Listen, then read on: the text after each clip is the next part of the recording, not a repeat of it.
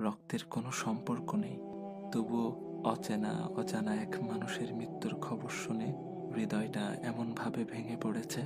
এই ব্যথা কি আগে কখনো অনুভব করেছি? নিজেকেই প্রশ্ন করি।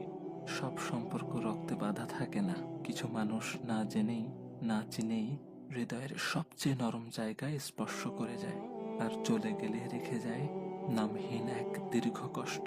কেন জানি মনে হচ্ছে এই শোকটা শুধু তার চলে যাওয়ার নয়, এ যেন মানবতার এক নীরব অংশের বিদায়। চেনা ছিল না, কথা হয়নি কখনো, তবু তার অনুপস্থিতি হৃদয়ে গভীর শূন্যতা রেখে গেছে। একটা জিনিস খেয়াল করেছেন? আমার ভাই ওসমান হাদিকে গুলি করা হলো জুমার নামাজের পর, আর তিনি তার রবের ডাকে সাড়া দিয়ে চলে গেলেন জুমার রাতে।